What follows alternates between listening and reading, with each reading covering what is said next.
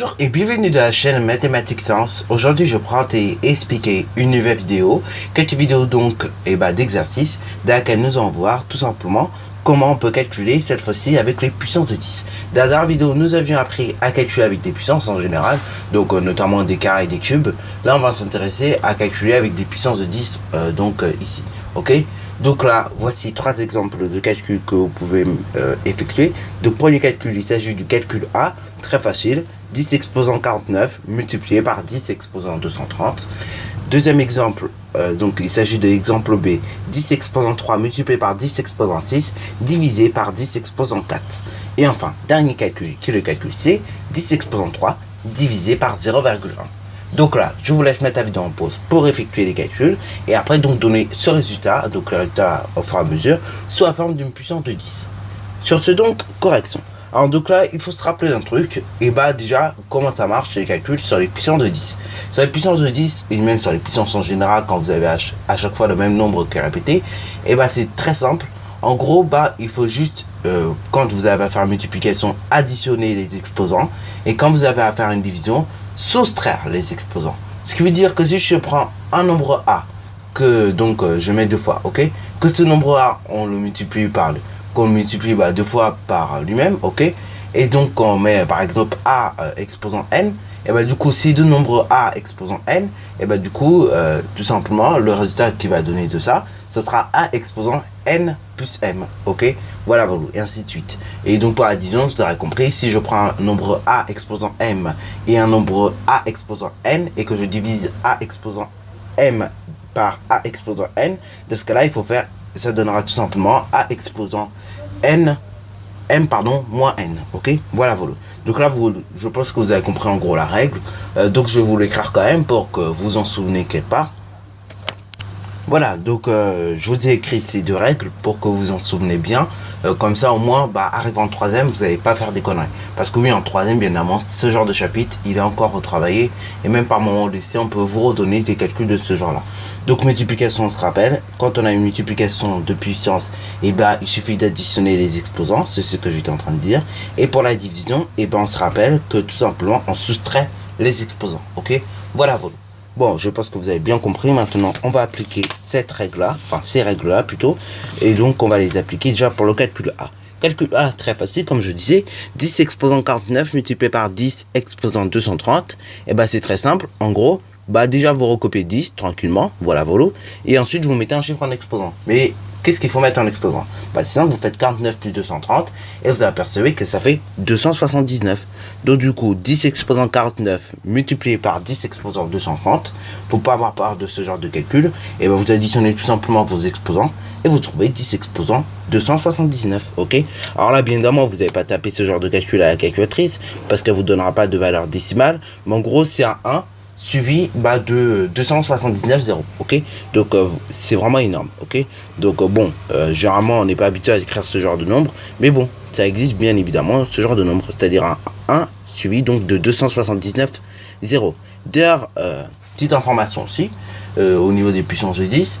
D'ailleurs, justement, vous avez le Google, ok. Donc le Google, vous pensez par exemple qu'on parle d'un Google, ok. Donc une personne qui est faux et qui est folle, mais justement un Google également en mathématiques, c'est tout simplement un 1 suivi de 100 zéros, ok. Donc un Google, mine de rien, c'est très puissant, ok. Donc mine de rien, quand Google il a entre guillemets choisi le nom de sa plateforme, il a été entre guillemets intelligent. Il n'a pas dit Google c'est quelqu'un qui est bête. Non, il s'est dit Google, on va apprendre ça on va dire de manière mathématique. Et là effectivement Google c'est très puissant, c'est un 1 suivi de 100 zéros, ok. Donc là encore une fois c'est un nombre très grand. Donc voilà. Donc par exemple quand vous dites espèce de Google, vous pouvez aussi bien le prendre, c'est-à-dire vous dites moi je suis puissant. Voilà. Donc bon, bien évidemment c'est un truc aussi, faut savoir ça quoi, pour bien évidemment ne pas faire n'importe quoi. Bon, donc là, calcul B maintenant, assez parlé, donc du Google, donc c'est un 1 suivi de 100 zéros, on le sait maintenant, et donc ça s'écrit, si on devait l'écrire en puissance de 10, 10 exposant 100, tout simplement. Bon, calcul B maintenant, parce que sinon si je vous parle du Google, à la limite on va prendre beaucoup de temps à en parler. Donc, calcul B, 10 exposant 3 multiplié par 10 exposant 6 divisé par 10 exposant 4. Déjà, on rappelle que quand on a ce genre de quotient, on effectue tout ce qui est tout ce qui est au numérateur et tout ce qui est au dénominateur. Donc on effectue d'abord tout ce qui est au numérateur, puisque au dénominateur il n'y a rien de particulier à effectuer, puisqu'on va donner le résultat directement sous la forme d'une puissance de 10. Donc on effectue 10 exposant 3 multiplié par 10 exposant 6. 10 exposant 3 par 10 exposant 6, c'est très simple. Et bah il faut faire 3 plus 6, ça fait 9. Donc du coup ça fait 10 exposant 9. Vous recopiez en bas au dénominateur le 10 exposant 4. Et là, on se retrouve avec une division, ok? Parce que vous voyez, on a juste effectué ce qu'il y avait au numérateur. Parce qu'au dénominateur, il fallait juste recopier le 10 exposant 4. D'ailleurs, si vous ne copiez pas le 10 exposant 4, ça fait quoi? Bah, ça, vous passez tout simplement pour un lit dur, ok? Donc, je vous conseille de le recopier ainsi que le trait de fraction. Comme ça, au moins, c'est nickel, ok? Parce que si vous ne mettez pas bien les détails, du coup, le prof de maths, il va être fâché. Et en plus, bon, il va vous prendre pour un Google, quoi. Et pas le Google, le 1 suivi de 100, mais le Google, on va dire de manière très péjorative, ok? Voilà, pour ne pas dire autrement. Donc là, vous voyez, on a effectué d'abord ce qu'il y avait au numérateur et au dénominateur. Après, une fois qu'on a effectué ce qu'il y avait au numérateur et au dénominateur, on se retrouve avec une division. Et quand on a une division, et bah, c'est très simple, on a juste qu'à soustraire les exposants. Donc 10 exposant 9 divisé par 10 exposant 4, c'est égal donc à 10 exposant 9 moins 4, ce qui veut dire 10 exposant 5. Voilà, donc ça c'est pour le calcul B. Pareil, bon, on peut prendre ça comme habitude aussi. Prenez le temps d'encadrer les résultats, ok? Alors bon, bien évidemment en classe, dans vos cahiers d'exo, vous n'êtes pas obligé de le faire. Mais après, bon, si vous faites un exo pour vous-même, eh ben, prenez cette habitude parce qu'au brevet, de toute façon, vous êtes amené à encadrer les résultats. Parce que oui, plus on va aller, plus on va faire des rédactions de plus en plus longues. Et donc, plus il faut prendre de bonnes habitudes aussi. Bon, calcul C, donc pas très difficile non plus. Il faut juste comprendre un petit peu comment il est fait. Nous avons 10 exposant 3 divisé par 10 exposant tout simplement 0,1 en fait. Alors oui, là ça coince, il y en a qui sont coincés. Déjà à ce moment-là, je vous dis tout de suite, et ça sert à rien de se coincer bêtement, ok? Puisque nous allons voir que ça va aller très vite le transfert, ok? Donc, là, ce qu'on va faire, on va faire comme ici. Sauf que vous voyez, il n'y a rien à faire au numérateur et au dénominateur. C'est juste que le 0,1 on va transformer en une puissance de 10. Parce que oui, 0,1 c'est bien quand on veut une valeur décimale, mais le problème c'est que nous on veut une puissance de 10 directement. Donc là, deux solutions. Soit vous effectuez le calcul en décomposant le 10 exposant 3 en 1000, ou soit vous faites le calcul en essayant de trouver tout simplement la puissance de 10 qui correspond à 0,1. Un conseil, je vous conseille au départ de chercher quelle est la puissance de 0,1, ok, quelle est la puissance de 10. Parce que comme ça au moins vous allez être tranquille. Alors que si vous cherchez 10 exposant 3 égale 1000 et que vous faites 1000 divisé par 0,1 et après vous êtes obligé de remettre en puissance de 10, vous voyez ça fait déjà plus d'étapes. Donc au numérateur je n'y touche pas, on a toujours notre 10 exposant 3. Au dénominateur on a 0,1, ce qui veut dire 1 dixième. Donc on rappelle 10 exposant 0 ça fait 1. Et 10 exposant 1, ça fait 10. Ce qui veut dire que 10 exposant moins 1, c'est 1 dixième.